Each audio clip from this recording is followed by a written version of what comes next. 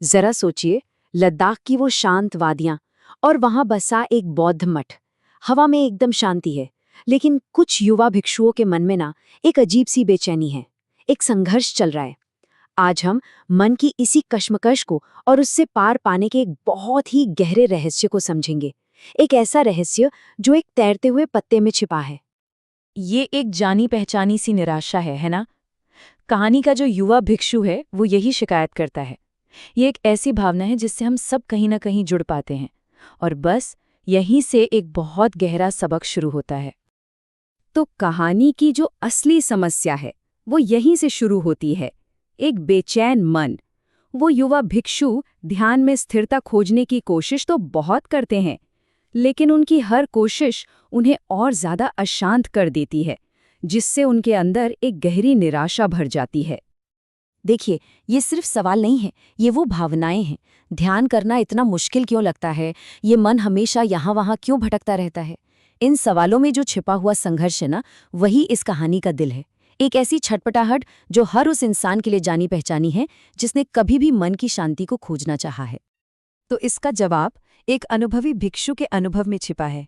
वो बताते हैं कि शुरू में उन्होंने भी ज्ञान पाने के लिए वही रास्ता चुना जो सबसे स्वाभाविक सा लगता है, जबरदस्ती का और संघर्ष का रास्ता। ये एक बहुत ही पावरफुल मेटाफर है। ये उस आम धारणा को दिखाता है कि हर लक्ष्य को जोर जबरदस्ती से ही जीता जा सकता है।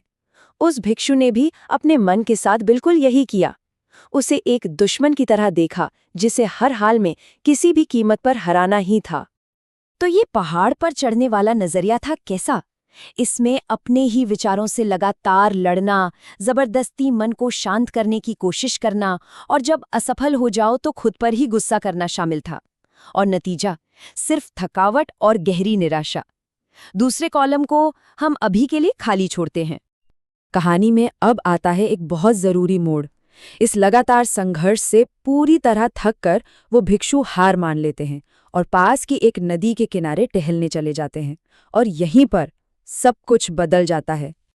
जानते हैं, जब हम लड़ना छोड़ देते हैं ना, तभी कुछ नया सीखने की गुंजाइश बनती है। उस भिक्षु के लिए वो एक निर्णायक क्षण अब आ गया था।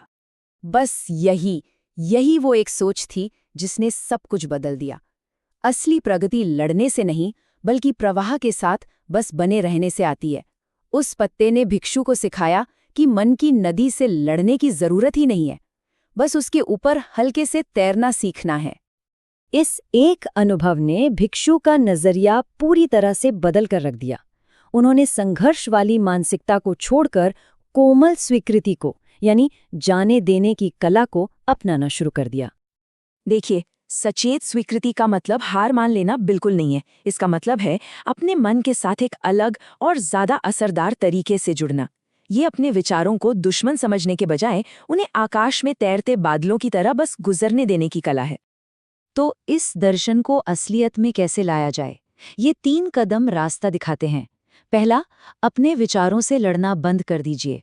दूसरा, उन्हें बादलों की तरह आने और जाने दीजिए।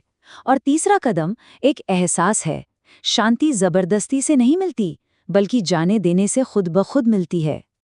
तो पूरी कहानी हमें 2 रास्ते दिखाती हैं।